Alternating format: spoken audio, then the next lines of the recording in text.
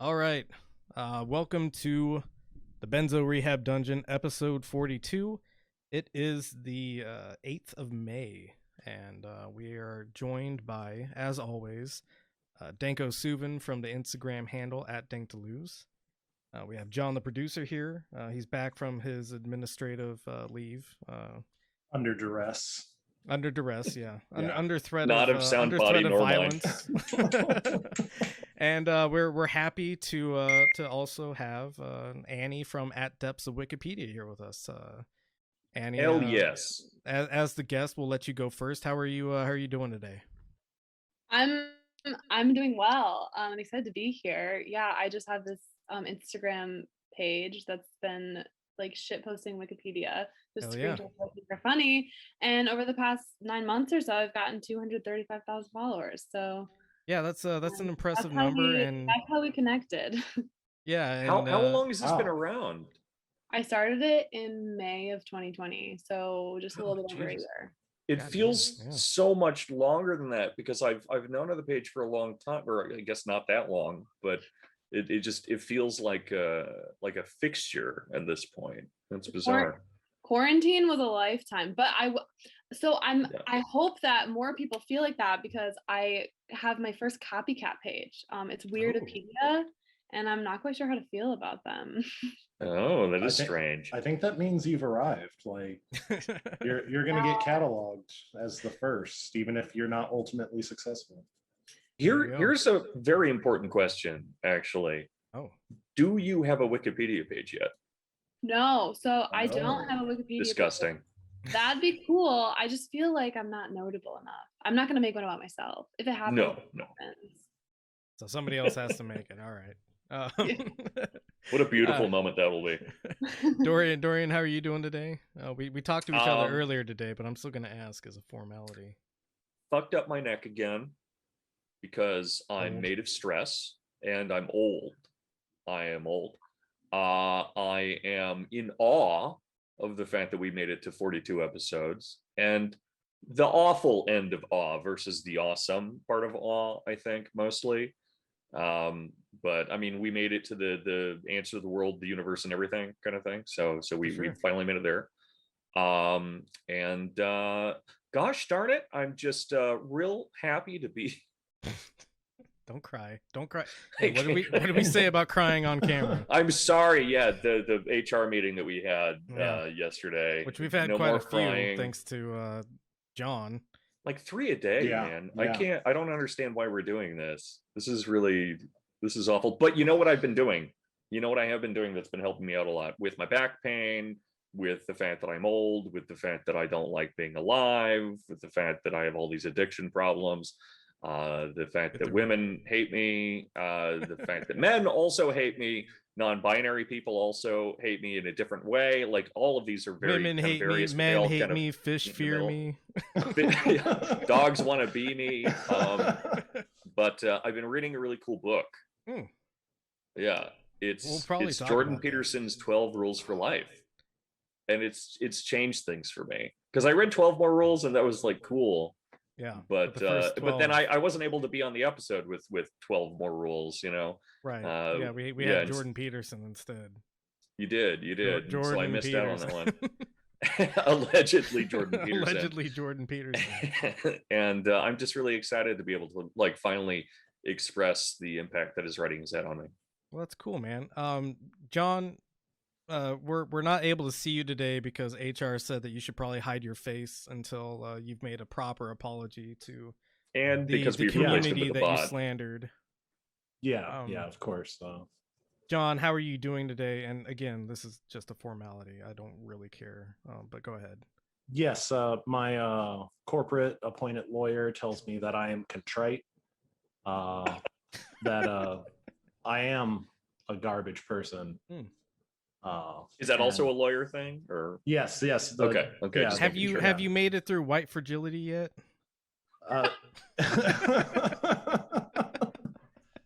No, but I officially look forward to it and can't wait to provide the corporation with free labor in the future. Cool. Yeah, well, I appreciate that, through my image. I appreciate that curated response, and I guess we'll dig into. We've all been reading 12 Rules for Life by Jordan Peterson, the first 12 rules book that he put out. We've got a combined 24 rules if you include Beyond Order. So I'm gonna come clean with everybody. Show of hands, and John, you can just affirm this verbally. Who actually made it through the whole book without like hurting themselves? Oh, okay. Well, that. All right. Who made it through the whole book? I guess. Oh, geez. We got one. Annie, I'm guessing you. I skimmed over the clinical cases. I didn't care. I don't need the examples. I just want the meat. I mean, to be fair, I did read this book years ago when it came out, because of similar shitposty reasons. So this read was me just kind of, refamiliarizing yourself, basking in it again. Yeah. I couldn't get over his erotic description of lobster mating habits. Hell yes. Yeah, that immediately demoralized me right from the beginning. So John maybe had a more intimate experience with this than the rest of us did, because he listened to the audiobook version that's read by Jordan Peterson. Oh, hell yeah. So he got the full Peterson, so to speak. Where the rest of us only read his words. He had the voice of Jordan Peterson banging around in his ears. Yeah, and it was painful. HR will pay for your therapy up to $100. but the budget really isn't there. So if you could maybe just take it on your own. Yeah. Or take it out on yourself. That's also fine. Whatever works. So I just realized this is your 42nd episode, and Jordan Peterson got to start with rules on an infamous Quora post in which he had 42 rules for life. So shit. We really coordinated this well. Yeah, we did. It was all planned. Yeah. I'm gonna come clean and also admit that this is happenstance. Rather than something that I orchestrated. Yeah, but we I appreciate the thought. What we're doing. Extremely important question for John, though, because I've listened to a lot of this man's lectures, but I don't want to spend more time listening to them than I need to. So I've listened to a lot of them sped up quite a lot. So John, we finally have probably, I mean, did you listen to it at one time speed, or did you speed it up? Oh, I listened to it at 1 times. Yeah. Oh wow. Yeah. Try speeding it up and then get back to me, because that is an experience. Oh yeah. That is wild. Yeah. It's not that different, but it's also totally different. So it's like faster. Before we jump in, all right. I've got a video that I'd like us to watch. It's recent, from Jordan Peterson. He's talking to Tucker Carlson, who is just a gem of a person. I've been waiting for this. I haven't allowed myself to watch this yet. Okay. Yeah, I know I sent you the link and talked about it a little bit. So some things I'm going to point out before we watch it is that Jordan Peterson is clearly reading off of cue cards that he's got in his lap. And then he loses the thread at one point and has to refocus on where he is. And then also just what he says is bonkers nonsense. So surprise. And the whole time Tucker Carlson's got that look, you just how do we describe that face? Yeah, dead, constipated, dead. So I'm gonna go ahead and share my screen real quick. Once I figure out where that button is. I mean, he is part of the Swanson fortune, right? And so there has to be some kind of like a good food-induced constipation joke in here somewhere that I'm too tired and lazy and old to figure out. But it's just the Swanson face. It's the Swanson. You alluded to the joke that could happen, and that's close enough, I think. I'm like jazz. It's the jokes I don't make. it's the jokes you miss. All right. So here is Jordan Peterson on Tucker Carlson Today, which is like his daytime show, podcast, whatever. I'm not exactly sure what it is. And Anna, because you're Annie, sorry, because you haven't worked with us here before. It's work. That's what we're doing. It's work. Feel free to tell us to pause at any point that you may want to scream or cry or give salient points. If you feel anything overtake you, just go ahead and tell us to pause. And this is a highlight that Tucker posted. So this is like the best that Jordan Peterson has to offer in this talk. All right. Well, if I have to speak in tongues, I'll let you know. I was trying to work on a tongue speaking joke. I was working. Thank you. Jordan Peterson was a clinical psychologist practicing What's wrong with his lip? when he got into a I don't know. It's got like a split or something on it. To say what he believes is true. That catapulted him into the position he occupies now, which is as one of the world's most important, one of its last, really, public intellectuals. He's written a brand new book, 12 New Rules to Wait, Life. what? He's had a long... do you need to pause already, John? Wait. He said that Jordan Peterson is what's last public intellectual? The world, I think. Yeah, one of the world's last public intellectuals is Jordan Peterson. And to be fair, he is a man of the world. He is a man of the world as he's traveled extensively to Europe. Is Tucker Carlson like some type of like fucking sociopath? Like, I feel like nobody has been declared a habitual liar as many times as in court as Tucker Carlson. That he's in the running for sure. Yeah, I think he's probably beat out by somebody like Alex Jones. Oh yeah, or our last president, maybe. Ooh, got him. Orange man, Cheeto, bad. All right, let's go on. Got him. Genuinely fascinating conversation with him on a new episode of Tucker Carlson Today. It's just out on Fox Nation. Here's part of it. Fox Nation? You made your decision 2016 not to say what the government of Canada was prepared to force you to say. You decided, I can't do that. It violates my conscience. My soul's at stake. I'm not doing it. Looking back on that decision 5 years later, your life is completely different from what it was. Are you happy that you made that decision? Was it worth it? Well, I wouldn't say I'm happy that I made the decision. I wouldn't say that my life has been particularly happy over the last 5 years. It's been stressful beyond comprehension for a variety of reasons. I hate that phrase. I'm going to say the obvious thing here that Jordan Peterson is an advocate of masculinity. Yeah. What's up with that? Oh no! Saying he doesn't seem. He doesn't seem like a very masculine figure as he like warbles under his own breath. So I think that this is more purposeful than you might give it credit for. Possible. I think that what's happening here is that he is confessing that he's been put out to pasture, as he's literally in a pasture, and where. What do we keep in pastures, especially in America? Beef. Cows. Yeah. We keep beef. Beefs. Yeah. We keep beefs. I simplified cows into just meat. It's very bourgeoisie of you, actually. It is very French. That's where we keep the beef. All I'm saying is that it seems like it's time for him to be processed. We can probably move on. Yeah. Just a little turmeric and let's go ahead and move on. And I would say being pilloried on a regular basis publicly is definitely part of that.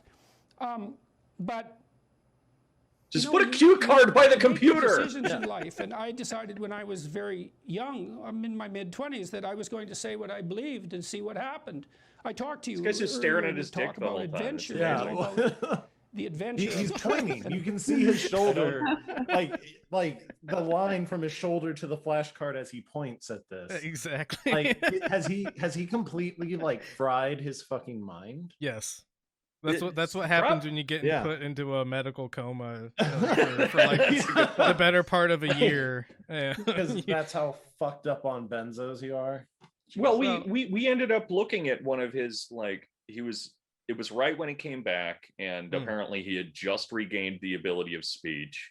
And he got a chemical peel to look like he wasn't dead. Right. Which just made him look like a doll. Right. But he did have his notes up on the screen, and you could tell, and there's nothing wrong with that, no, right? For sure. I mean, Sure. You know, but he would kind of glance over, and then he'd look at the camera. But I don't understand why it's note cards in his lap. I don't understand why he's just staring into his lap. I don't know. It's very amateurish broadcasting stuff, right? I'm just confused by it, because you know that he knows there's a better way. Yeah, because he's done it before. Yeah. Just put it next to the screen. That way you can like sort of be looking at the camera. Yeah. Well, just remember, rule 37 is look people in the eye when you speak to them.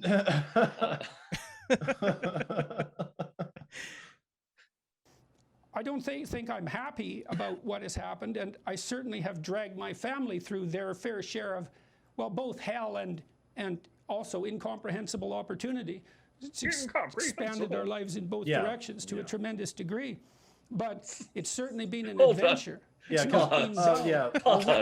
wasn't he a middling fucking just like undergraduate psych professor? No, he was relatively successful academically. Oh, was he? Like he worked at Harvard. Yeah, he's been cited 15,000 times. Yeah, he was an assistant professor at Harvard before University of Toronto. Yeah, and both of which are phenomenal universities. Yeah, for sure. Well, one of them is better than the other, as in Harvard is they go fuck yourself. But sorry, Annie, did you go to Harvard? I hope. No, I didn't. Look at these people going to school. We don't trust Harvard people. But it fits though. He's pompous like he went to Harvard. So that makes sense. Exactly. Well, I guess I mean, like, did he fall out of vogue because of the transgender like street? Yes. Yeah, he lost his tenure over that. It's how he fell out of and into. I mean, or was his career cooling off already? Because no. He was, was it a conscious decision to maintain relevancy? With his like kind of like weird like sexist archetype shit. I don't know that it was like a real desperation move. Or did he not do that in his professional work? I think it was a real catapulting thing. For sure. Because he definitely from like he started releasing his lectures around the time that occurred. And so it's hard to say what his lectures were like before that. But his lectures they're more sane than his usual screeds, but not often by much. He just goes on more about Nietzsche and rats instead of lobsters. And I was just about to bring up the rats thing because somebody on Instagram, somebody posted him talking about rats, and he keeps going like, and a normal rat is like this. A normal rat is like this. But you got to teach things the way you got to teach things. Yeah, shit. I lost my point. Him saying that this has led to like unparalleled or incomprehensible opportunities. A word that he uses entirely too much. Yeah, but the word opportunity, and I've been poisoned by retail and general like corporate jobs. By every time I hear the word opportunity, I think of opportunity as like the most PR HR friendly way of saying we fucked something up and this is an opportunity to fix it. It's like true. That or in like finance, where it's like opportunity costs, and it's just it's such an awful word at this point. That sucks. Yeah, America is the land of opportunity. It's a very managerial word, right? Yeah. Opportunities are canceled. We hate opportunities here. No more opportunities. No more. Yeah, that's a good See, Annie has immediately caught on to the point of this podcast. Eliminate all opportunities. Job opportunities for all of us. Yeah. Ooh, yeah, I've noticed that. Anybody who stumbles upon this is never going to hire me. Oh, yeah. No, I think I'd get fired if my boss stumbled onto I think that's going to be on. I think that's going to be on my 12 rules for life. If you see an opportunity, run the other direction. Yeah, pet every cat you see. Run away from opportunities. Exactly. Let's get through the rest of this clip. It's gold, and I'm glad that we're digging into this. But yeah, we got to get through this. And I don't believe that it was a mistake. Whatever happens as a consequence of telling the truth is the best thing that can happen. It doesn't really matter how it looks to you at the moment, or maybe even across the years. Because it's an article of faith in some sense. Do you believe that reality is better constituted as a consequence of truth or falsity? If you believe that reality is best constituted as a consequence of truth, then you have a responsibility to speak the truth, and you can't assess the consequences and say, well, that was a mistake, because part of the decision that reality is best constituted as a consequence of the truth is the decision that no matter what happens is the best if it's a consequence of telling the truth. And so that's what I conclude. It's like, this is what happened because I said what I had to say as clearly as I could say it. And that's as good as it could be. Now, whether or not that's good, well, it's good. Did you find some kind of issue with this circular reasoning that keeps stumbling all over itself? The only thing that I've learned in relationships and with working with people and with interacting with human beings is that if someone asks me a question like, does this make my ass look fat?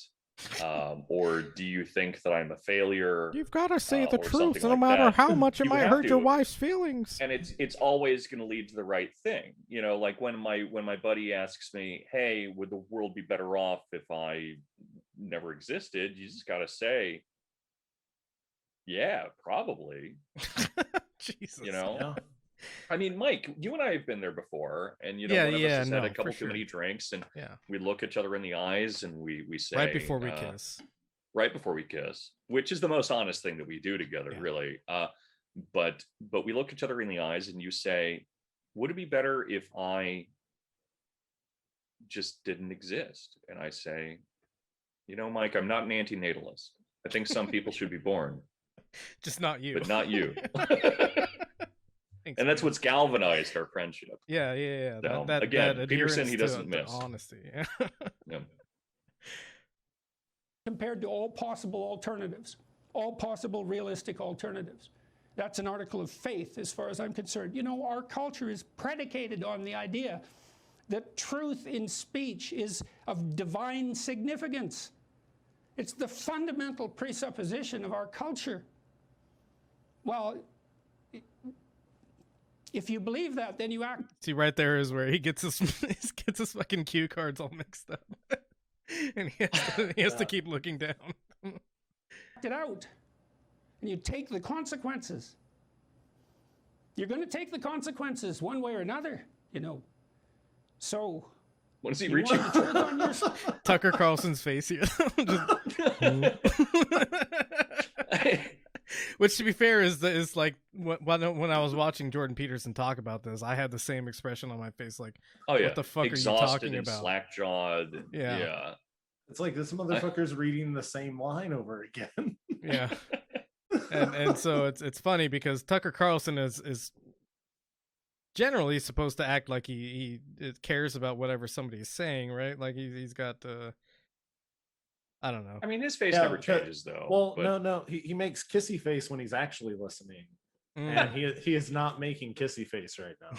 No, like it is just passing right through those blank eyes. Annie, you were going to say something. Oh yeah, I was just gonna say it sounds like you get a monthly subscription to a thesaurus that he's trying to get the most use of. Like just the word of the day. I'm an intellectual. Yeah. Intellectuals use big words. Before I had to try to find the video, but for a while there when he was speaking in circles, trying to find the cue cards, I was thinking of this vine. Have you ever had a dream that yes that you could want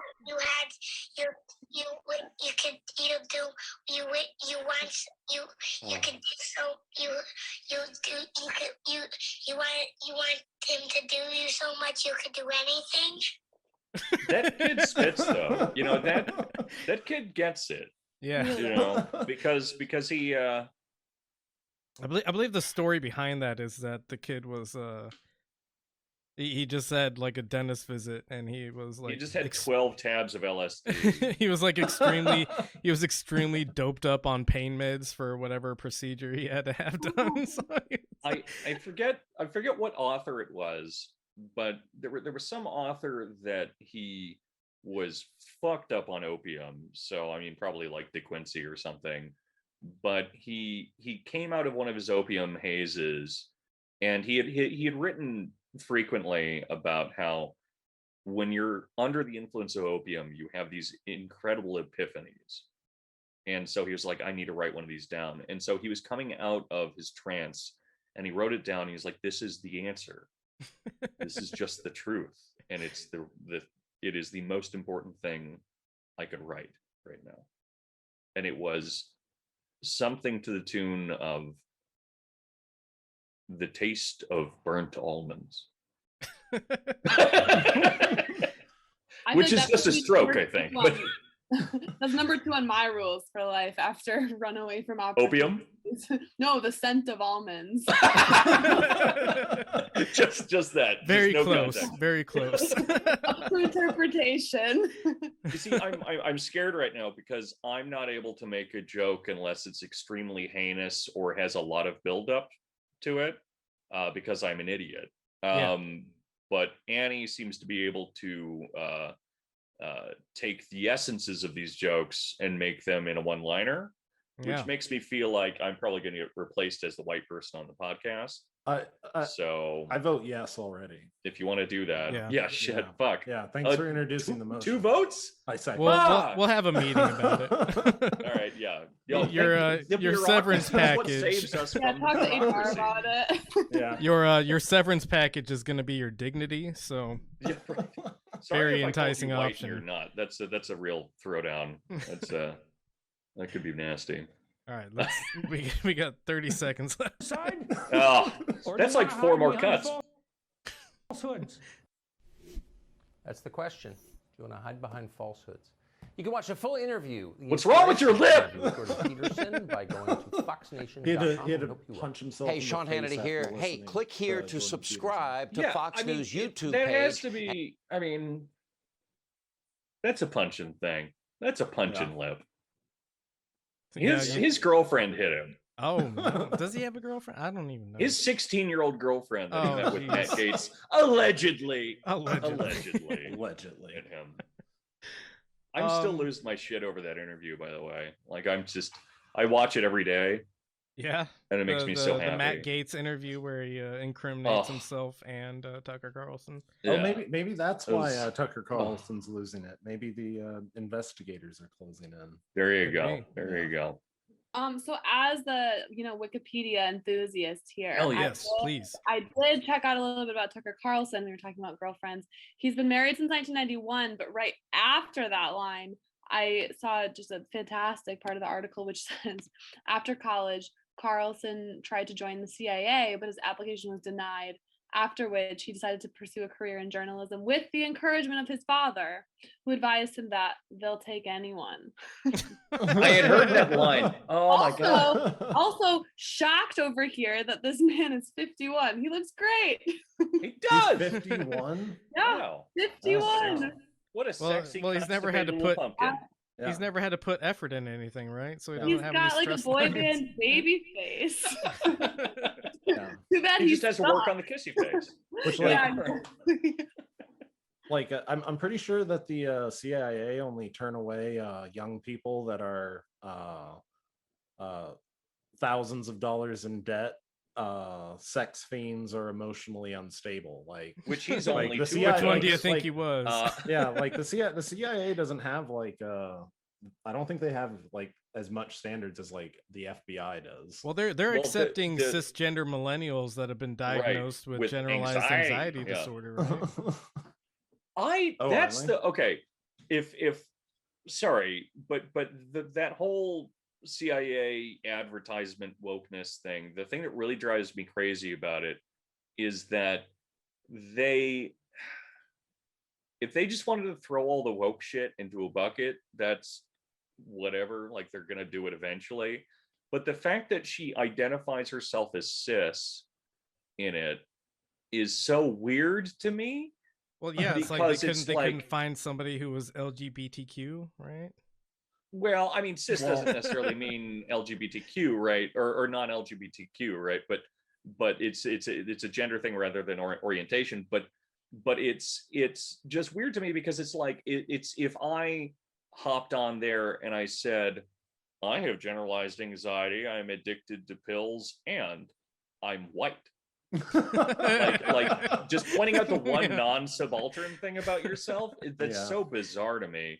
And I guess like it's supposed to be like a gesture to like, and I admit that trans people exist. Yeah, understanding sort of thing. Yeah, I guess, but that's so weird to me. It's such a it's the whole thing. All right, it's very creepy. Without getting too far into that. Some of us read most of Jordan Peterson's. we have to sort of keep this on track. Drunk old Uncle Dorian's at it again. Oh well, yeah, you're the only one that's drunk here. So some of us read most of Jordan Peterson's 12 Rules for Life. Some of us read all of it. Does anybody have any particular notes that they'd like to express about Jordan Peterson's second work, because Maps of Meaning was his first work? I do want to note one genuinely almost good thing, and I talked to you about this a little bit during the workshop, but he starts to touch on something that a lot of different philosophers have touched on, Moynihan being like chief among them, I think, but this idea that different objects and entities in nature evolve at different rates with different latencies for specific reasons, because certain types of formations are ultimately a little bit more well adapted than others, and they adapt more quickly, and thereby they stabilize.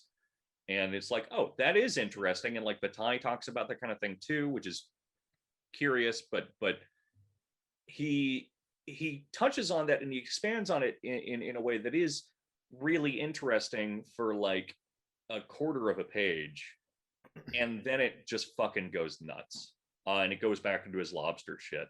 But I just wanted to point out that like, and that happens a lot, but that's the one that intrigued me because it's like related to my whole like process metaphysics kind of stuff. So like, of course. But so he like entered into my wheelhouse for a second, and he's just like, oh, here's a cool thought, and then let me destroy it. Yeah. I was gonna say he entered into your wheelhouse and then stuck his wrench into every moving gear that was available, right? Right. And so I think that that's important to note, not that this is something that hasn't been touched on by ourselves or others, but that he, if I was an incel, which I'm a volcel, thank you, but Annie, in case you don't know what those words mean, incel. She knows what they're. She's the Wikipedia person. Okay, well, just in case. Yeah. No, I think incel is very mainstream. Yeah. Okay. Yeah. Volcel is of course voluntarily celibate. I'm sure she's gotten messages from incels. Even. Yeah. Oh, wow. I think so. So recently, I posted. I like referenced my boyfriend, and he got so many nasty messages, like the type that I never get. And I was like, this is crazy. I feel like man to man on the internet is like a like what? world. just people were commenting on posts that he'd made like a year ago. I'm gonna beat your ass. You can't fuck anyone, right? He posted something about work, and he had this guy go on this anti-capitalist rant because he works for a corporation, and just like it's really. Buddy, we all work for corporations. Yeah. You pay taxes in America. You work for a corporation. Yeah. Yeah. But anyway, I think that like the underbelly of the internet definitely, rears its ugly head on depths of Wikipedia here and there, but really not that much. That's funny. Well, that's better than worse, I guess. But yeah, right. I have people yelling at me all the time, but only because I'm A, an idiot, and B, because I like it. I want them to call me a poo-poo doo-doo head. Because it pleases me in a way that I won't talk about because it's going up on YouTube. But thanks. I recently learned, by the way, real quick aside, I hadn't set my channel on YouTube to be non-children, and so people weren't able to. You have like 10-year-olds. Yeah, one of my friends told me like, "Hey, I can't like sign up for alerts on your YouTube channel because it says that your channel's for kids." I was like, ooh, that's a mistake. So the moral of the story is when you're drunk, don't set up a YouTube account. That's fair. Rule number 3. Rule number 3 of Annie's 12 rules. All right, cool. But if I was an incel, and that was like the thing I was super preoccupied with, that like I spent every day instead of wondering about like, oh, how are the ways that Hegel was wrong? If instead it was, why won't women fuck me and why am I sad all the time? Then his entries into talking about anything would make so much sense. For sure. Like he always makes some sense at the beginning, and then it goes off the fucking deep end. Like most of the rules, which is funny because this book is so much more bonkers than 12 More Rules. But most of the rules, as you look at them, there are exceptions, but are like, oh, I mean, okay, sure, that seems fine. But then he just, I don't know. No, I've got a good example of this. And I think I mentioned early on, I was only able to get like most of the way through the book before my brain fell out and I wanted to hurt myself. But there's a good example of this in the rule that is, do not let your children do anything that makes you dislike them. And the example is,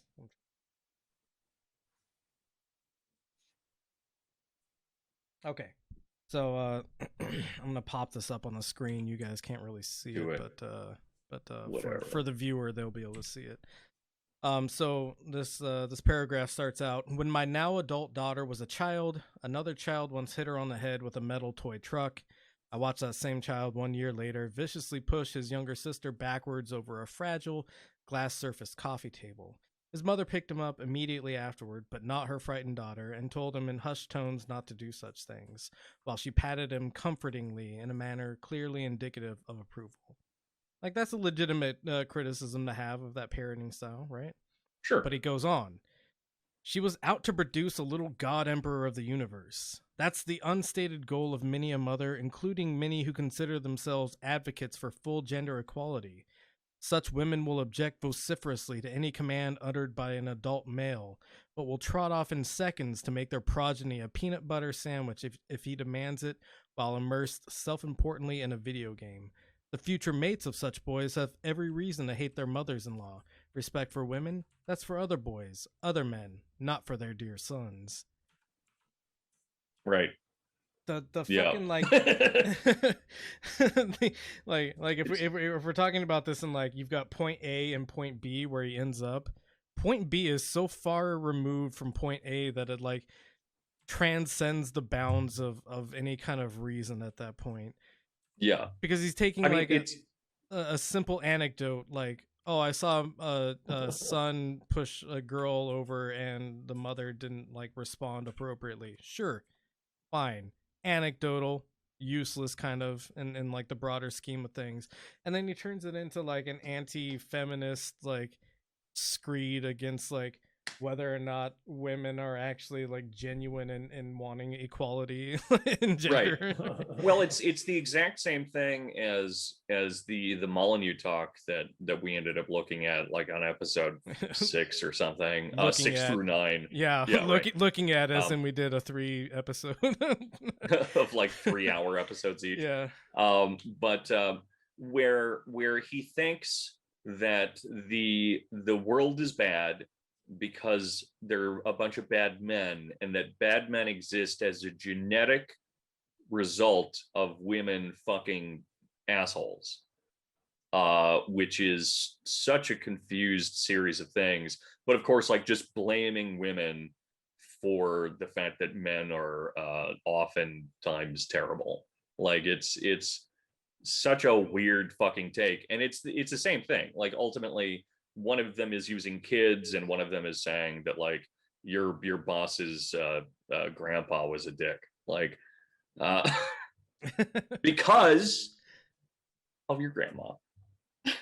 And then the constant references to women being chaos and men being order. Yes. And the big like then he fleshes it out, and it's Adam and Eve, this like poetic first book of the Bible, and it's again I just feel like standing on something that isn't that's not what the book of the Bible is saying. No. Yeah. And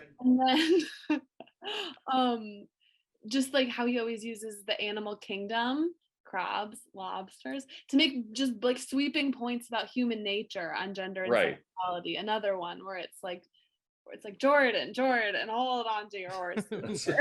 Right. Stop. Before we go into the lobster thing, real quick. There's so many gay seagulls out there. In the ant kingdom, 1 billion men serve one glorious woman. So the paragraph immediately following the one that I just read, I'm gonna bring this up because we've got depths of Wikipedia on here, and this is a reference to Wikipedia, which I'm sure she'll appreciate. So popping this up on the screen real quick.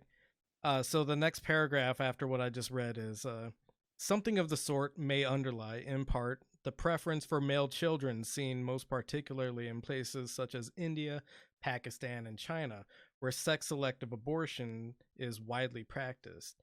The Wikipedia entry for that practice attributes its existence to cultural norms favoring male over female children. In parentheses, he writes, I cite Wikipedia because it is collectively written and edited, and therefore the perfect place to find accepted wisdom. Okay, so to that point, I actually I would so much rather have him say that than to say that Wikipedia is unreliable, because I think it should be said like because it can be edited by anyone, it's more unbiased than other places. But still a ridiculous thing to say. Yes. And also just trust the anonymous people that are writing Wikipedia. But exactly. Anyway, I'm glad. I'm glad you didn't bash Wikipedia. That's all I have to say. No. I'm not trying to bash Wikipedia. What I'm criticizing is the fact that this is a person who has a PhD, right? Yeah. And his takeaway from Wikipedia is that it's collectively edited and written, and therefore the accepted form of wisdom, right? The crazy thing to me, because I've used Wikipedia for many a paper, but what you do, if you go to the extra academic, sources, right? Yeah, because when something is sourced on Wikipedia, it's sourced, and you click down and you find the source, and that's you what cite that. Yeah. Right. But I do feel like this is, this is before his brain got like really broken. This is before the Russian Benzo Rehab dungeon incident. And I do feel like, because I'm giving him too much credit, but I feel like this is him gesturing to Jungianism, because one of the like core tenets of Jung's thought, which he's a huge fan of, is that there is a collective unconscious that we all share. And that's why he's able to say all this shit about, like, you must find your shadow self and fight him in the gutters and pull the gold out of the dragon's mouth. Because he's then able to say, and it really ultimately we all fight the same dragon as culture denotes inside of our beings, because Wikipedia exists. I really think that this collective consciousness thing is something he's like trying to like sneak in there at that point. It's like, this is the way that we determine cultural norms here is Wikipedia, and thereby. But like I said, too much credit probably. All right, so Annie brought up the lobster stuff, and I'm wondering if you have any thoughts that you'd like to share with us before I do a reading of some of the lobster stuff. Me? Yeah. I think I brought up the lobster. Oh, stuff, did you bring up lobster? Or did you? We've all brought up lobster. Hard not to bring it up. I'm ready for the reading. No, because you were talking about how he references the animal kingdom and like crabs and lobsters and stuff. Oh yeah, like, well, if you look at a phylogeny tree, look at how far back lobsters are. Are we really gonna make big claims about human beings' personality and sexuality based on a lobster? Right. and that so was evolutionarily conserved. Like, we talk about monkey brains. This is probably a billion years before that. Million. Yes. I don't know. Yes. Well, and go ahead, John. The trilobite. I was so grossed out when he was like describing the fucking lobster thing, because like I'm hearing him in his tone of voice, you know, like his feelings of the scene that he's describing are in the fucking description of the weird alpha rapist lobster and the sexiness of lobster pee and the female shedding her carapace. Ooh. Like, yeah, like, right. So that shed your carapace, baby. So she can get plugged by the most aggressive asshole-ish lobster. And plugged is the perfect term to use there too for this somehow. Yeah. I don't know why, but it hurts. But no, go on. Oh, like for me, like some of us, I read or listened to the second book first, and I felt like he was trying to domesticate incels in a way. And then after that's reading, a long-term project of his. But then like this book, which I only made it maybe about 2/3 of the way through, God bless. I was like, oh, he's trying to domesticate the incels that he created, or he believes he created, right, with the first book. Yeah. But through his weird like lobster rape, like erotica fucking. To the lobster point too, he ultimately, where he ties it to people, apart from some weird like gestures in between, is that lobsters use serotonin. Yes. And we use serotonin, but we've got the same chemical, therefore. Yeah. Right. But the thing that's insane to me, especially and it connects to the serotonin thing, where he explains such bizarre shit as they spray chemicals out of their eyes to fucking make one another sniff, to show dominance. But then he the weirdest example that he uses is that he says, and when the beta lobster is sent away and does not become a sigma lobster, his brain dissolves, just like you must feel sometimes when your mommy tells you to clean the bathroom. And the brain literally, it dissolves. The brain goes away and it forms a new brain. And he's just like, this is all about neurochemistry, his point, and how neurochemical changes are similar that build these hierarchies. But I'm not a biologist or an anthropologist, but I don't think that people's brains melt and metamorphose into new brains when they have a new experience. Do they?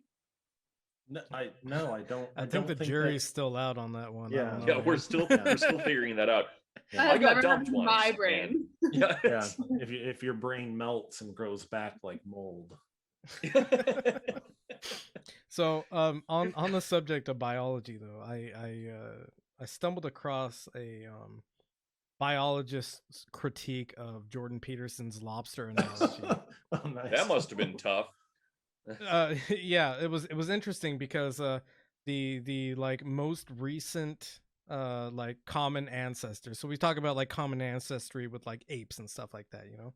The most recent common ancestor we have with lobsters was literally an organism that was just a stomach. So all this like psychoanalytics, all this psychoanalytic stuff he's doing with lobsters and humans is like the closest thing we have to like common ancestry is just we both eat food. And furthermore, like if he wanted to turn this into a good point, well, he couldn't really turn that into a good point, but if he wanted to do some kind of bizarre trans-species description of hierarchy and shit, he should go with convergent evolution, not linear evolution, because he should be talking about the ways that different species evolve that aren't directly from one another and how they evolve similar traits to one another in some way. It would still be bullshit. Yeah, but it would be better. It would be better. Well, and it'd be a better analogy instead of psychotic lobster sex. Give me an assistant professor job at Harvard. I'm ready for it. All right. So John just brought up lobster sex. Oh, go ahead, Annie. Please. Oh, I just think the whole thing sucks because the point he's trying to make is it's just like, oh, when you know, like when you go through trouble, just stay strong. Like that's age old. That would be fine. That's a great point, but then he has to back it up with lobster shit. Yeah, exactly. That's actually like the entire critique I have of this book is that if you just had the 12 rules, you could probably lose one or two of them.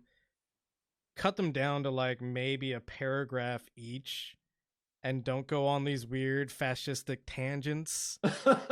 Yeah, you have a fine book.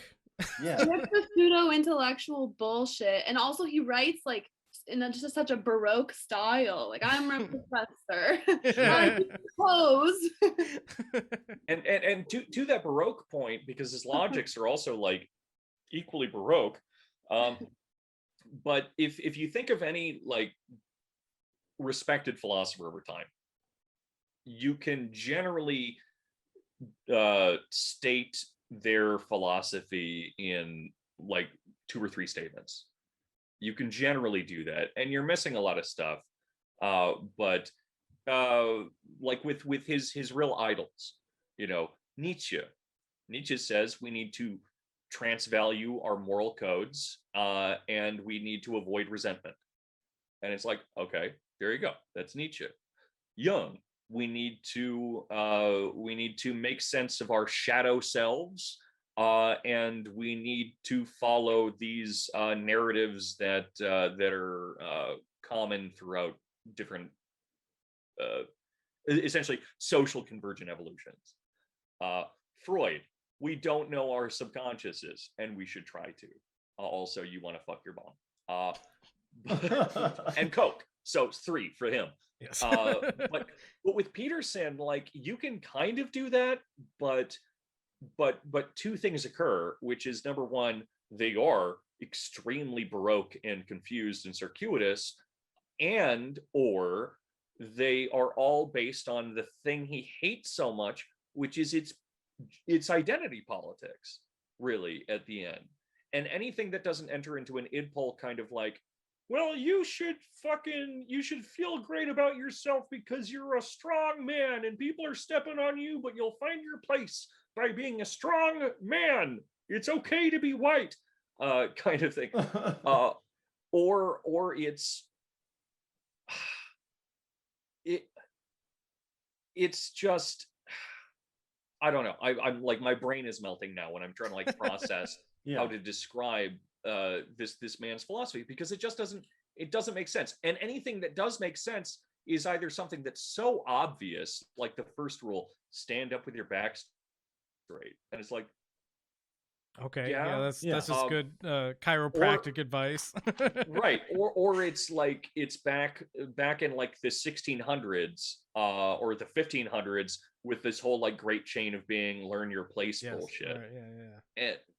And anyway, yeah, it's So I'm going to read an excerpt about Jordan Peterson and female lobsters. How do we feel about that? Don't do it. Yeah, actually, if you cut someone open, you can pull out the delicious green eggs that live inside of them. Lobsters and humans are the same. The roe. Yeah. Human roe. Primo stuff. Yeah, and women are making you feel like a beta lobster. So you got to melt your brain. Yeah, melt your brain. Honestly, I agree with that. You should take a 10 strip after a breakup to resort yourself. Yeah. Every once in a while, you should take a 10 strip and melt your brain. I agree. Yeah. So this is a little subsection of I think it's a second rule. No, it's still his first rule, I think. But it's the subsection. The subsection is called All the Girls, and it starts: the female lobsters, who also fight hard for territory during the explicitly maternal stages of their existence, identify the top guy quickly and become irresistibly attracted to him. This is brilliant strategy, in my estimation. It's also one used by females of many different species, including humans. Instead of undertaking the computationally difficult task of identifying the best man, the females outsource the problem to the machine-like calculations of the dominance hierarchy. They let the males fight it out and peel their paramours from the top. This is very much what happens with stock market pricing. What? Where the value of any particular enterprise is determined through the competition of all. When the females are ready to shed their shells and soften up a bit, they become interested in mating. They start hanging around the dominant lobster's pad, spraying attractive scents and aphrodisiacs toward him, trying to seduce him. His aggression has made him successful, so he's likely to react in a dominant, irritable manner. Furthermore, he's large, healthy, and powerful. It's no easy task to switch his attention from fighting to mating. If properly charmed, however, he will change his behavior towards the female. This is the lobster equivalent of 50 Shades of Grey, the fastest-selling paper book of all time, and the eternal Beauty and the Beast plot of archetypical romance. Okay. No, I'm not done. 50 Shades already has problems. That's not how BDSM works. I'm not done, Dorian. That's all I have to say. This is the pattern of behavior that continually represented in the sexually explicit literary fantasies that are popular, or as popular among women as provocative images of naked women are among men. I'm done. Damn. You can talk now. Is it safe to say we need to be able to pause you? Come on. You didn't say pause. You just started talking. All right. Oh, sorry. There's a process. Is it safe to say that Jordan Peterson finds lobsters sexy? Oh, there's yeah. I mean, who doesn't? When they're at the top of the social hierarchy, I mean. When the lobsters are up on top. I'm simply a woman. I can't evaluate who I would like to mate with. I just outsource it to the social hierarchy. You did mention earlier that you have a boyfriend, and I'm wondering how many other men did he fight before you found him attractive? Hundreds. Yeah, how big of a lobster is that boy? Now, would you call him a sigma or an alpha? Okay, super funny that you're saying this, because my friend and I, that little backstory. My boyfriend and I met on Instagram, big fan of Benzo Wikipedia. We went to a museum. Second date, we were like, you know what, like, fuck it, let's just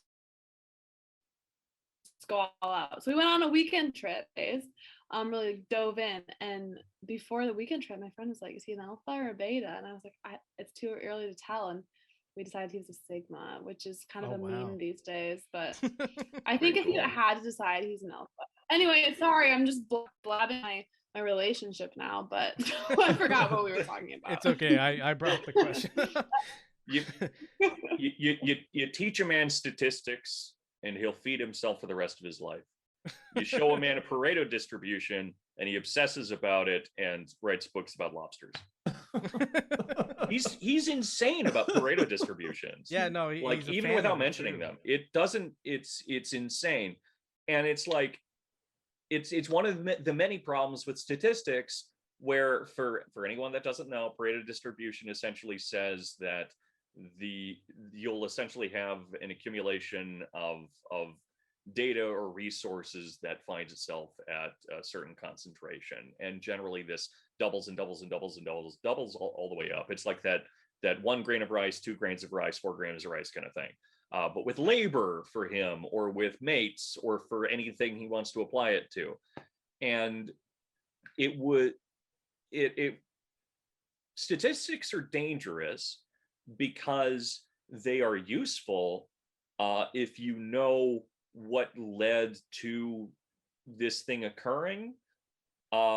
Very useful in those cases if you're like even curious about, oh wow, this is an interesting thing, how did it happen? But just straight up dangerous and stupid if you just look at it and say, here's a statistic, there's the answer. It's like, yeah, okay, we all understand that the top like 0.1% has, the vast majority of the wealth. But you can't stop there and just say, and that happens because it's the right thing to happen. Yeah, and he just applies it to everything. And yeah, that is more or less like a rule of systems. But the crazy thing about human beings is that human beings tend to have a capacity to like modify their environments a little bit. Crazy thought, I know. Yeah. One that Peterson, I'm sure, doesn't agree with his room cleaning shit. Yeah, well, as I talk to you from the ruins of what used to be a house, I don't agree with your assessment that human beings change their environments. But yeah, that's my whole thing. Yeah. One more lobster quote I think is important. Pop this up on the screen real quick. Just do me a favor, and instead of saying lobster, just say tarantulas. Okay. Freshen it up for me. Yeah, I'll try to do that. Thanks. If I don't do it, it's because I forgot that you told me to do that. I'm not seeing the screen. Oh yeah, no. I'm just popping it up on the screen for the viewer. Oh, okay. Yeah, sorry, I should have specified that. No. I resent the viewer a little bit. The recording versus what we actually see is much different. It's a little. I'm much more handsome right now. Trickery, less to them. Yeah. I add a weight filter to all of the. You make me 50 pounds heavier. Yeah, I make you like 100,000 pounds heavier. I'm just a house. All right, so Jordan Peterson's words. Maybe you are a loser, and maybe you're not. Yes. But if you are, you don't have to continue in that mode. Maybe you just have a bad habit. Maybe you're even just a collection of bad habits. Nonetheless, even if you came by your poor posture honestly, even if you were unpopular or bullied at home or in grade school, it's not necessarily appropriate now.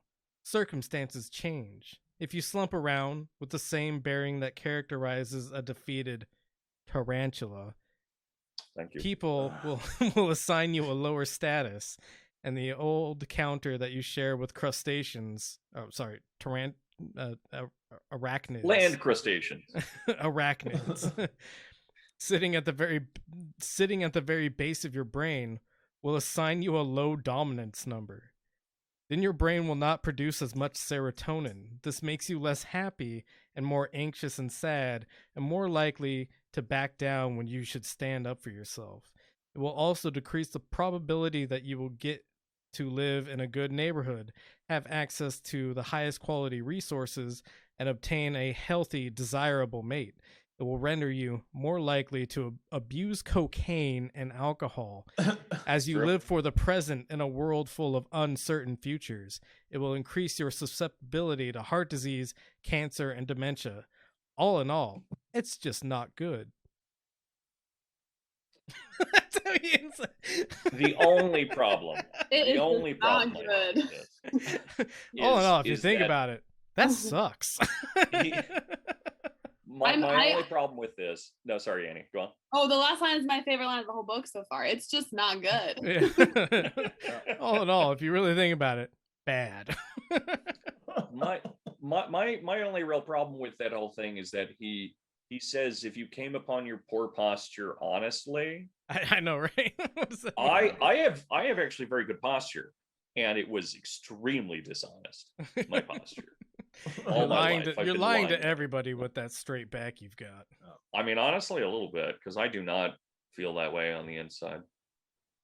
This is in therapy, so we don't have to get into that. Well, and like go ahead, John. Like I really wish that like who are these people that got their fucking poor posture dishonestly? Like he's only making excuses, like it seems like, for incels in the book. Like it's like, oh yeah, you know, like tons of people, their bad posture is dishonest fucking posture, chaotic posture. Fucking look, your posture was imposed upon feminine chaos dragons. If you got your bad posture through redlining, he still says you're an asshole, actually, because you're not who he's talking to. But pretty cool. There's another line about don't do it. I'm doing it, man. We're reading the works of Jordan B. Peterson. Do you understand like the importance here? JBP, holler at your boy. He's one of the most important intellectuals left in the world. One of the only ones. Yeah, is something I heard earlier today. Fuck you, Cornel West. Now I demand that he make a list now of intellectuals. Yeah, of the intellectuals that are left. It's the IDW. Yeah, that's true. That's just absolutely true. Sam Harris and JBP with lobster claws snapping at each other. Joe Rogan. By the way, Mike, I mentioned this before, and I don't know if you've listened to it yet, but the first conversation that Sam Harris and Jordan Peterson had together, and how they get it's hysterical, because they get into this stupid impasse about like the ontology of truth. And it's just like Jordan Peterson like just repeatedly saying, well, I think that we can't really define truth. That truth is a big T and a little t, and that the truth is something that varies for each individual, which is also exactly the opposite of the point that he always ends up on, which is that the truth exists as like this stable modernist concept. Whereas Sam Harris is just doing his lame Sam Harris thing, saying like, now I feel like we need to when you talk about the truth, you have to be very careful about you have to be very you have to meditate on truth, and truth is something that exists as part of the world, and it's just this fucking, it's a shit show, and it's so funny, and Sam Harris gets so fucking frustrated with him. It's so funny. It's so funny. It's right when Jordan Peterson was like first starting to lift off, and Sam Harris had no idea who he was. Like a bunch of his fans like told him, you need to come on to this one. Yeah, it's very funny. So I've got more about lobsters and posture. You said one more. You said one more like 3 times. Yeah. Well, I'm a liar. I don't know what the truth is. Gotcha. You got to tell the truth, or at least don't lie. So this is there's a paragraph in between my last reading and this next section that I'm reading. All right. So it starts off. You might object. The bottom is real. Being at the bottom is equally real. A mere transformation of posture is insufficient to change anything that fixed. If you're in number 10 position, then standing up straight and appearing dominant might only attract the attention of those who want, once again, to put you down. And fair enough. But standing up straight with your shoulders back is not something that is only physical, because you're not only a body, you're a spirit, so to speak, a psyche as well. Standing up physically also implies and invokes and demands standing up metaphysically. Standing up means voluntarily accepting the burden of being. Being is in capital. Capital. Of course, yeah. Because that's the great chain of being. Oh, we're getting crazy. Your nervous system responds in an entirely different manner when you face the demands of life voluntarily. You respond to a challenge instead of bracing for a catastrophe. You see the gold the dragon hoards instead of shrinking in terror from the all too real fact of the dragon. You step forward to take your place in the dominance hierarchy and occupy your territory, manifesting your willingness to defend, expand, and transform it. That can all occur practically or symbolically as a physical or as a conceptual restructuring. I love that he just speaks in second person the whole time. Straight to my soul. Right to me. It's Jordan and me. 2 people in the room. He's being an aggressive lobster. Yeah, wow. Also, I feel like if we, still lived in societies of 200, we're nomadic. Maybe like the ranks, like, oh, I am number 10. Maybe that would be a little more relevant. But like number 10 out of 7 billion. Oh, right? baby, like we. It's actually like we have this like hyper like caste system, which I don't really know if that really goes in my life, at least. Probably not. I personally know more than 10 people. Yeah, and I'm sorry to brag like that. I don't even know myself. Damn. Sam rank. I think I'm rank number 15. Hopefully tomorrow I can be rank number 14. That's pretty good. Well, that's not bad. Out of 10 people. I've noticed a little bit of slouching in your posture that you could probably work on. Yeah. There we go. Yeah. All right. You've Annie. moved up maybe like a percentile. I don't know. Yeah, we're all more respectable now. Here I come. But yeah, John, the zero-sum game stuff too. Yeah. Sorry. What's up, John? Oh, no. I didn't have anything. Oh, okay, I thought I heard you starting to talk.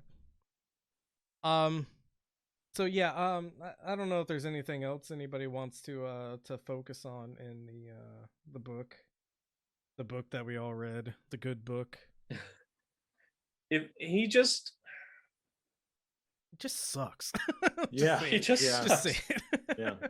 I do though. I harbor a little bit of sympathy for him because I really do think like Jordan is trying to make the world better. I don't really think that he has malintent. I just think he's a quack. Right. That's absolutely true.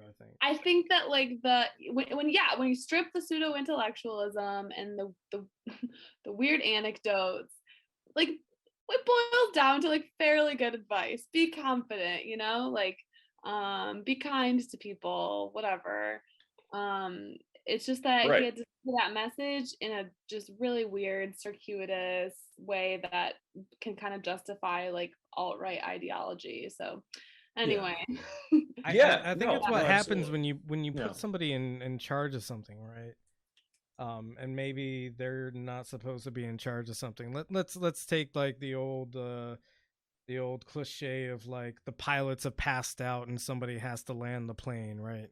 Is this a dominance hierarchy thing, Mike? Because I'm real tired of your shit with that. I don't believe in dominance hierarchies. I don't believe in hierarchies. So, anyways, let's say the pilots have passed out or something. Whatever happened to the pilots, nobody knows.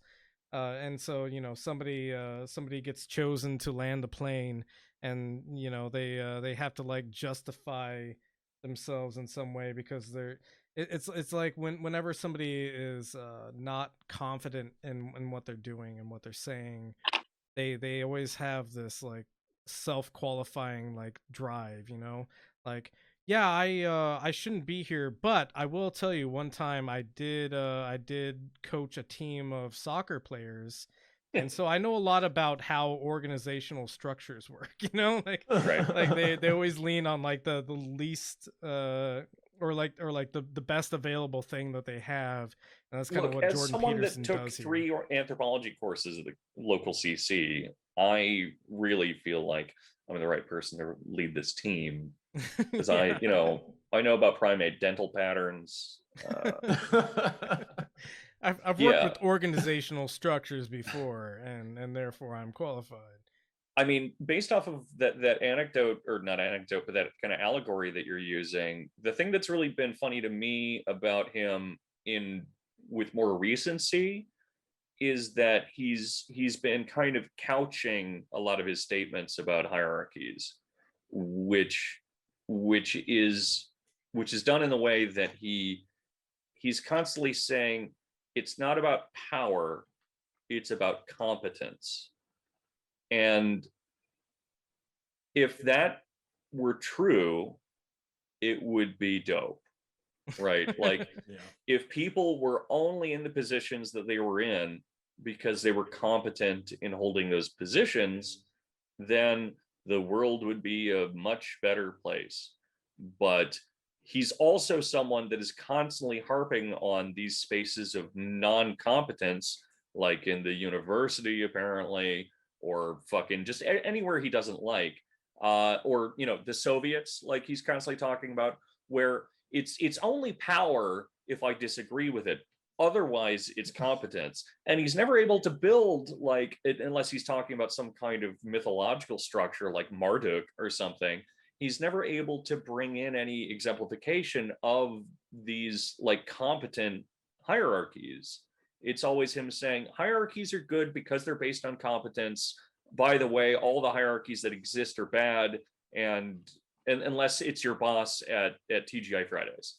That in that case, that is actually one place where he does point it out, where it's like your boss is a person that knows what they're doing, and you should listen to them, and then maybe you can become that boss if you bus enough tables and you come to work 30 minutes early and you say thank you to cats or something. Oh yeah, pet the cat, shoulders back. Yeah.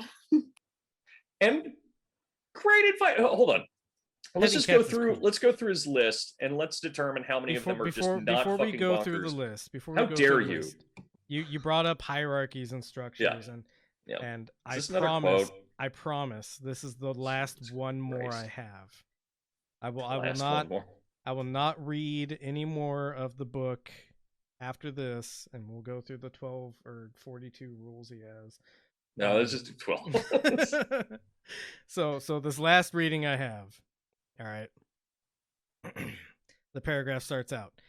Even more problematic is the insistence logically stemming from this presumption of social corruption that all individual problems, no matter how rare, must be solved by cultural restructuring, no matter how radical. Our society faces the increasing call to deconstruct its stabilizing traditions to include smaller and smaller numbers of people who do not or will not fit into the categories upon which our perceptions are based. This is not a good thing. Each person's private trouble cannot be solved by a social revolution, because revolutions are destabilizing and dangerous. We have learned to live together and organize our complex societies slowly and incrementally over vast stretches of time, and we do not understand with sufficient exactitude why what we are doing works, thus altering our ways of social being carelessly in the name of some ideological shibboleth. Diversity springs to mind, is likely to produce far more trouble than good, given the suffering that even small revolutions generally produce. Was it a good thing, for example, to so dramatically liberalize the divorce laws in the 1960s? It's not clear to me that children whose lives were destabilized by the hypothetical freedom this attempt at liberation introduced would say so. Horror and terror lurk behind the walls provided so wisely by our ancestors. We tear them down at our peril. We skate unconsciously on thin ice with deep, cold waters below, where unimaginable monsters lurk. Damn, bro. That's what I'm talking about when I say that he goes in like these needless fascistic rants. With the confidence of a stoned college freshman. Exactly, right? Bro, behind these walls, you don't want to see what's on the other side. It's midnight, you're closing out the dining hall, and he's just blabbing and blabbing. Yes, absolutely. You know, it's like we're all in Plato's cave. Like, I don't know, maybe I don't understand, like, academics, because, like, or maybe, like, I've just, his voice is, like, melting my frontal lobes too much. Yes. But, like, where are Jordan Peterson's, like, justifications for, like, the like wild tangent of conclusions? The only citation he's really had is the Wikipedia. No, yeah, and take it from me, you're not misunderstanding academics by expecting some fucking backing. like, and of course this is more expected for like graduate students than like tenured professors, I guess, but you need to justify fucking everything you say. Like my thesis, like a third, conservatively, a third of every page is footnotes justifying every stupid fucking thing I say. But yeah, the rules. Y'all ready for the rules? Yeah, let's close down the podcast with a brief overview of all the rules, and we'll hopefully make it through these in some reasonable amount of time. Hell yeah. So stand up straight with your shoulders back. Yay or nay? Yay. Just good chiropractic advice, right? Yeah. Treat yourself like someone you are responsible for helping. Yay. Yeah. Big yay on that. Yeah, self-love. Make friends with people who want the best for you. Yay. Sure. I'm not doing it, but yay. Compare yourself with who you were yesterday, not with who someone else is today. Yay. Sure. 70% yay. I think I'm hard on myself. People around me. So it's good to compare yourself to others sometimes, but most importantly is like, based on who you are, like hey, I made improvement today, and that's what I'm worried about, Right. Do not let your children do anything that makes you dislike them. No for me, dog. What if your kid is gay and you are? See, exactly. That's the first thing. That's the first thing I come to is like, right. If I was a bigoted person, I'm not, and I'm not gonna ever have kids because I'm an anti-natalist. Not really. It's just a joke that we have. But there's plenty of things that maybe even I like. If the closest thing I can think of is if I had a child and that child came as a furry, I would immediately be like, oh man. But that is not I should not stop my child from expressing whatever they want to express as a human being just because it's not something that I necessarily like. Of course, if it's something that's like harmful to society, like, hey dad, I'm a cannibal, I'd be like, yeah, you don't do that, please. But if it's like, yeah, I like dressing up in a polyester cartoon dog suit and getting off with other people, I'd be like, not my favorite thing about you, but I'm not going to stop you from doing that because that's something that is you, right? You see, your level of acceptance is why we've been able to survive friendship. It's because of my polyester dog suit. Yeah, I was gonna say, time to reveal that you're a furry.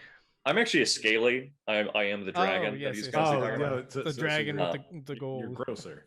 He says modern parents are terrified of too frequently excuse me, I sound like a kid now. Juxtaposed words, disciple and punish. And he doesn't back that up. And I just feel like it's one thing to discipline your kid. If your kid hits another kid, punish the kid. But when you say don't let your child do anything that makes you dislike them, it implies much broader forms of punishment. Absolutely. Weird. My parents weren't happy that I became an art student. But is there anything wrong with me becoming an art student? No. I do, based on what you just said, Annie. This is an extremely important point that I forgot to bring up before. But he titles a lot of the sections in this after texts that if he has read them, he either did not understand them or he purposefully avoided them and wants to misrepresent them, or that he saw the name on a bookshelf somewhere and he's like, that sounds cool. Discipline and Punish by Foucault. Things Fall Apart by Chinua Achebe. Like these are important texts that if he fucking read them, he would not come to the conclusions that he comes to. Yeah. Right. Exactly. So another important thing to consider. Set your house in perfect order before you criticize the world. We know that he doesn't follow that. Ironic. Right.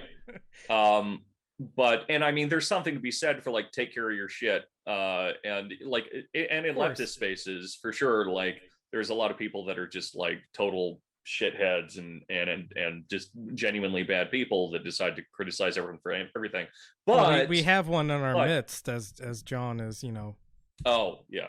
constantly on administrative leave for the things he says. But so there's something to be said for that, but also that's the best way to stop anything from ever happening. And like think of all of the like most important thinkers in the world, and think about how fucked up they were in like one or more realms of their life, in moral or just like functional ways. Well, did you know that Martin Luther King had affairs sometimes, right? No, I know, right? But so he should have sorted that out before he went off and helped before he led the civil rights movement. Pursue what is meaningful, not what is expedient. Sure. Yeah, no problem. Okay.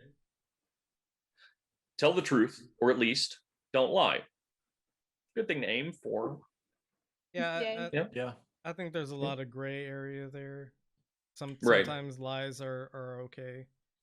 Like if Kant has entered the chat. Yeah. if I was in Germany in like the 1930s and you asked me, whether or not somebody was living in my attic, I would probably say no. Right. But don't lie. Just say, I don't know.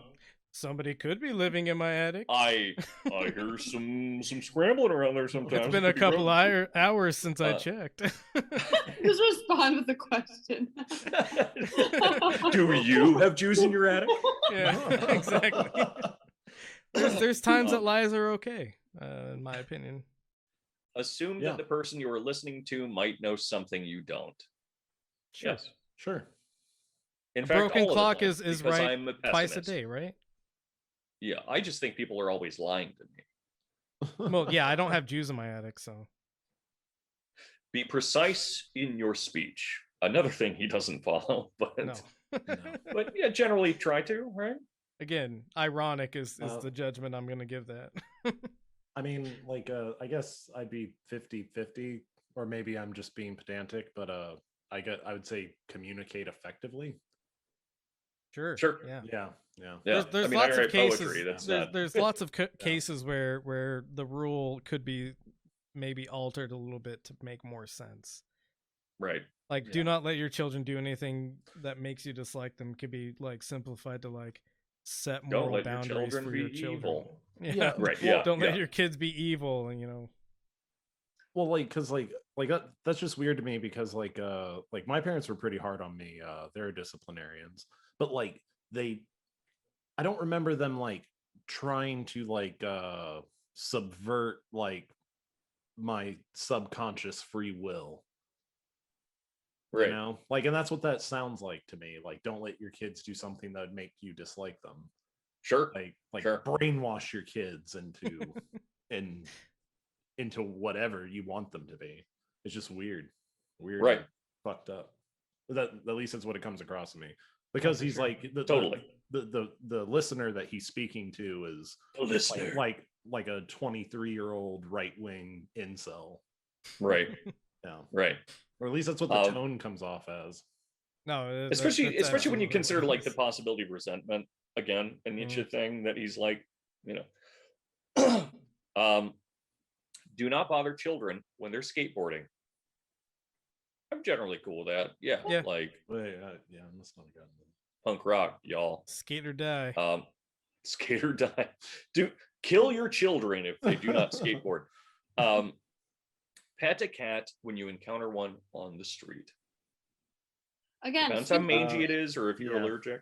Super weird metaphor. Just enjoy the little things would suffice. Exactly. Yeah. Sniff the Stop roses. to smell the roses. Yeah, right. See, Mike and I got it at the same fucking time.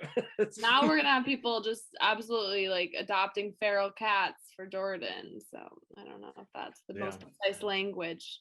Maybe that's the domesticating the incels so that they don't become mass shooters. Right, so they don't become feral cats. They'll become sleep with an incel when you meet one. Yeah. Rule number 4 for me. Oh jeez. I shouldn't have said that on the record. No, it's okay. We frequently say things that we shouldn't say out loud on this show. I don't want to give viewers the wrong idea. I've never. You're gonna get like 1,000 more people Yeah. fighting your boyfriend because our viewership is mostly incels. Oh my gosh. I think a listener snitched on me, which I thought that the listener were on my side, but no. Yeah. No, the listener is an antagonistic object. Sorry to let you know. The thing about the listener is that the listener is our collective unconscious, and so it will always snap back at us to bring the real in, and it's nasty. It's rough. But that's the whole list. And it's funny how like the most agreeable ones are all front loaded, and then it gets kind of weird because rhetoric. Yeah. But cool. All right. Well, hey, I love you guys. Bye. That's not how we sign off, man. No, sorry. Annie, thank you very much for joining us. And also suffering through most of Jordan Peterson's book. I'm not saying that as a criticism because obviously like I didn't make it through, John didn't make it through, Dorian made it through because Dorian has brain problems. I hate myself. Yeah, he hates himself and he abuses himself like that. Yeah. It's true. Do you have anything to pitch? Do you have anything to pitch, Annie? Oh, I think we lost her. Okay, whoa. Sorry, my connection got a little spotty. Yeah, there we go. You're back now. We were asking whether or not you had anything you wanted to pitch. To pitch, to like promote. Follow Depth of Wikipedia, Instagram, TikTok, Twitter. Go to depthofwikipedia.com, buy merch. Half of the proceeds go to Wikimedia. Nice. Half of the proceeds pay for my tuition and kombucha habit. Cool. Yeah, so anyway, that's about all I have to promote. Oh, that's great. And then Dorian, do you have anything to pitch? John, I know you have an Instagram account now. We'll talk about that in a second. Yeah, I have the pitches I'm going to be giving all throughout May. The writing workshop is still going. So that's patreon.com/Truncata, TRUNCATA. We do theory, philosophy. We've been doing some history, poetry writing, and writing of all sorts. And at the end of the month, so the very last Saturday of the month, I believe that's the 29th. Yeah. We're doing an open workshop where anyone is allowed in. We are boiling it down from 3 available options right now for a theme, but that is open to absolutely everyone at 11 a.m. until 2 p.m. Pacific Standard Time. I'll put up more details with that as we go forward, but bring your cat, bring your mom, bring your skateboarding kids, and we'll talk shit. It'll be good. The last one was great, so yeah, for sure. Yeah. John, what is your Instagram account? At Discopathic. Hell yeah. Yeah. He has no posts, and there's no reason to follow him except for no, not at all. We love John. Yeah, not at all. Despite his transgressions. I wouldn't suggest it. Also, corporate says I have to promote myself. That's true. Also, I've been threatened with deletion on Instagram a few times now, so I will say follow my backup page, which also has nothing on it except for a really cool picture of me as Sonic, and that's Dankdaluz V2. Yep. All right. Well, I have nothing to pitch. Thank you, everybody who listened to this point. As always, we love you, and please take your medicine. Please take mine too. Make sure to share with your friends. All right. Hi, Michael Deebs here, with no gun pointed at my head. Please know that all content created for the Benzo Rehab Dungeon is and always will be freely available. However, if you would like to support this creation of content, we here at Camp Benzo would appreciate it, as the production itself is not free of cost. Anything donated will go to covering the various subscription fees maintained for content production or improving and expanding the content produced. If you are able to, please head on over to patreon.com/BenzoRehabDungeon. We also have shirts for sale on Teespring, all priced as low as we can get them without turning much or any profit. They are mostly so that you can show your loved ones that a necessary intervention may be on the horizon. Links to the merchandise storefront and our various social media profiles can be found on our link tree, which is the word linktr.ee/BenzoRehabDungeon. As always, we love you. Please take your medicine.